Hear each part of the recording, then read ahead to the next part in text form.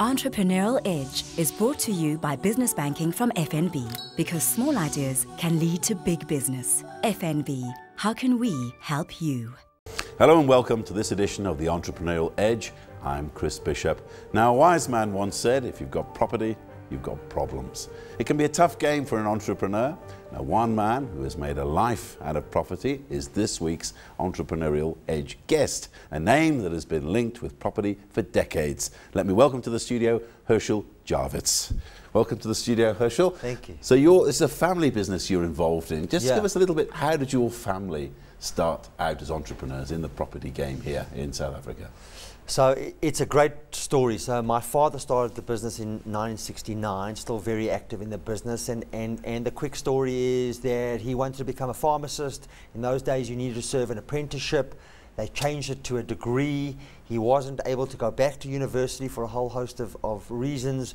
Went into sales, and eventually in 1969 decided to buy his own house, in fact in Parktown North in Johannesburg, for 18,000 Rand, and got to a point where he said if this agent was able to make all of this commission off an 18,000 Rand sale and offer this poor level of service, there's got to be a great opportunity for me in this industry. And so he became an estate agent, learned the trade, and then I think a year later started up what was then Herschel Jawitz Real Estate, which is today Jawitz Properties.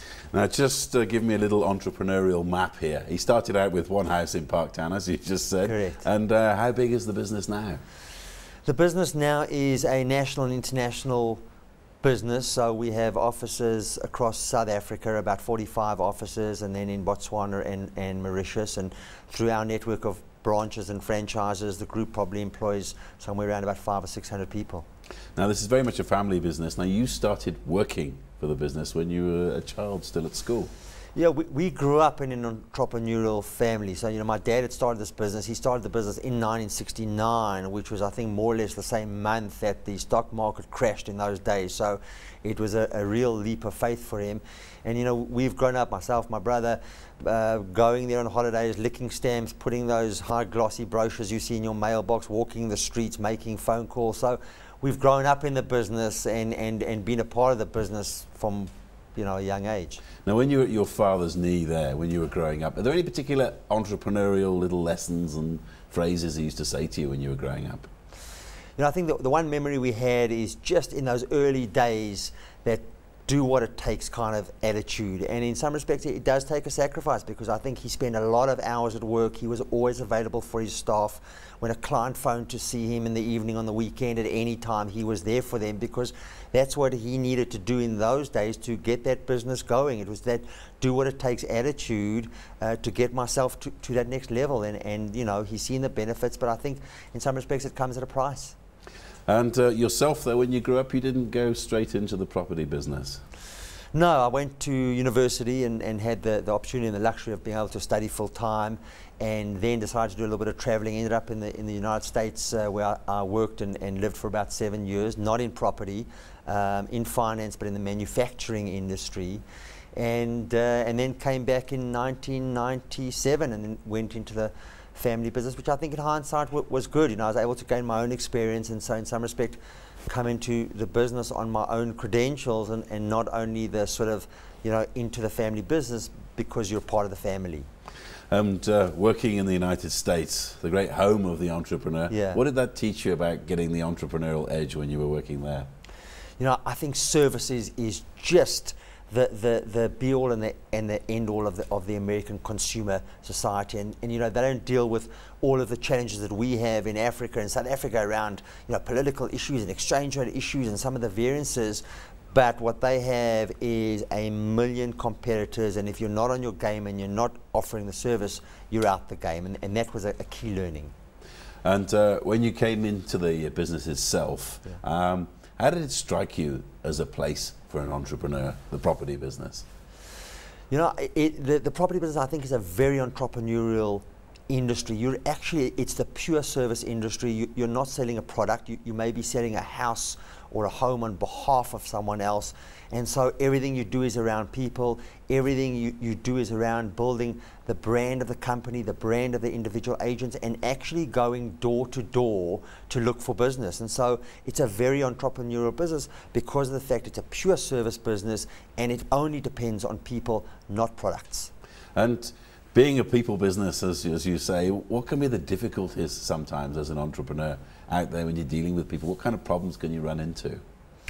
Well, I think in our business, buying a home or selling a home, so if you're talking about our clients as an example, buying or selling a home, it's part financial decision, but the biggest part of it is always the emotional decision.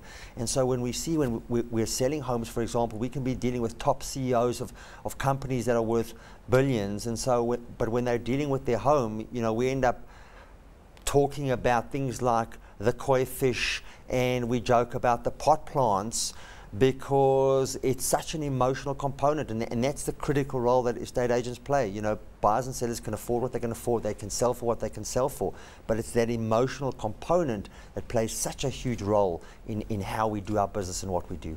I mean, a former colleague of mine wanted to sell his house very badly. His wife agreed, and what happened was the estate agency came along, like yourself. They put up the board outside. As soon as they put the board up, his wife said, "No, I'm not selling." Are these the sort of things that you come up with? That was that kind of emotional thing. Yeah, absolutely. People find us, they come and sell our house, and then when you start to talk to them about what it involves, and the reality hits home about we're selling our house and we're moving and it's an upheaval and there's this emotional shift, sometimes they kind of, oops, maybe we didn't think about this through. It's huge, and that emotional component, you actually can't quantify it. The rands and cents are the rands and cents, but that emotional component, and so when you end up talking about sold and for sale boards, and you end up arguing over the curtains when they make up a minuscule amount of the financial deal, you understand just the personalities and the people that you have to deal with. Now let's talk a little bit more about your business. You're very much the sort of high end of the property market. Was it always that way, or is it something that you build up to as an entrepreneur?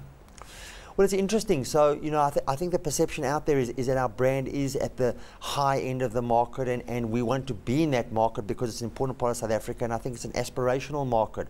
But I think we're trying to be very careful to keep our brand accessible to everyone in South Africa, because if you look at where the growth comes from, the growth is going to come from the lower, middle, upper class markets. So we're trying, in some sense, to be all things to all people. It remains a challenge, but I think we've always tried to be that, even in the early years of the business, and I think to some degree it reflects the culture of our organisation as well. Now we'll talk a little bit more about the state of the property market later in the show, but talking about the culture of your business, it's very much a family business. What are the difficulties that come along with that? I mean, I always say, blood is thicker than water, but on the other hand, sometimes it can work against you in the fact that people say, well, this person's my cousin, my aunt, they're not really going to fire me if I don't do my job properly. Yeah, so there are two components. So blood is always thicker than water, and I think the one great thing about a family business very often is just that trust. When you know your son is there, or your father is there, or your siblings are there, there's that element of trust until the blood starts to spill. And so, one of the challenges we've had in our business is trying to keep the family business in business hours and not around the dinner table and during social time, much to the frustration of those who aren't in the family business.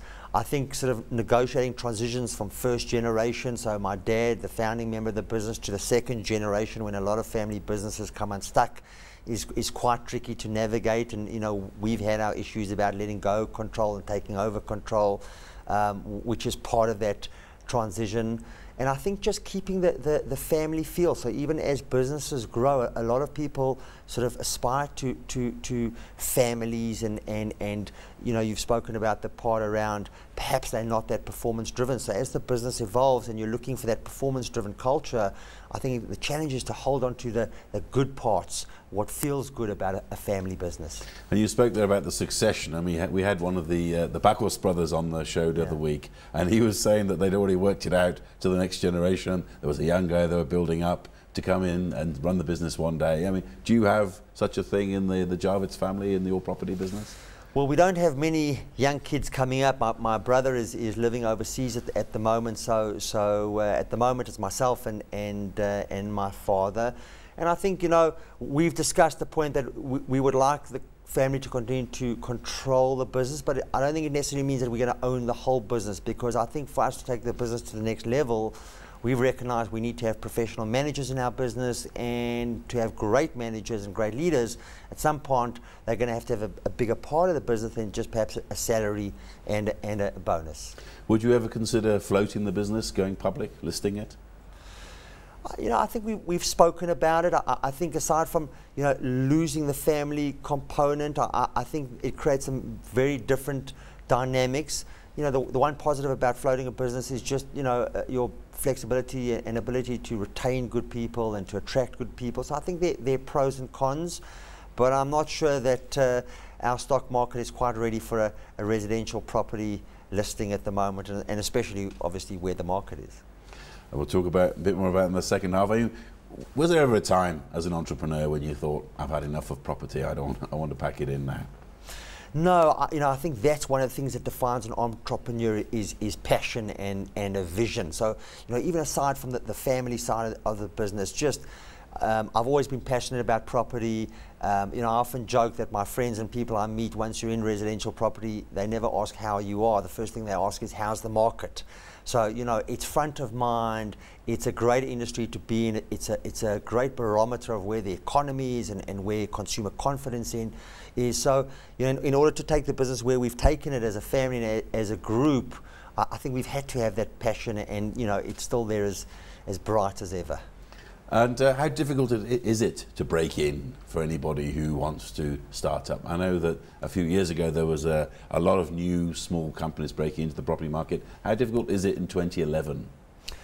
Well, I think that, there are two probably factors that make it slightly more difficult now than it was certainly in a booming market. Number one is just the market itself, so never mind what's happening to property prices, but volumes are down, so the size of the cake that everyone's competing for is much smaller, and that creates a barrier to entry. Everyone's fighting for a lower number of deals.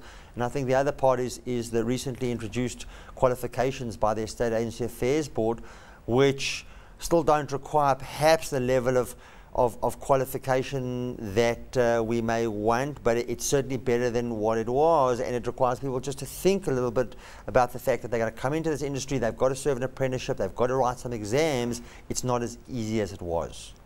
Is it as regulated and as tight as you would like it, the market and the way it's run? Well, our industry is probably one of the most competitive industries in South Africa. At the moment there are 38 or 40,000 registered estate agents. That's down from 70,000 at the height of the boom. So there's a lot of competition, and competition is always good for the consumer, from a choice, a selection, a commission rate.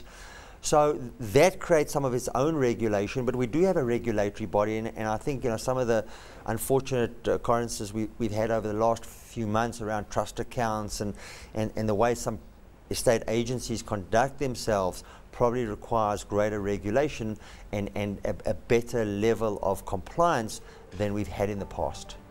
Okay, Herschel Jawitz of Jawitz Properties. Hold on there. We're going to go for a short break now. When we return, we'll find out more about what makes the property market tick. Stay with us.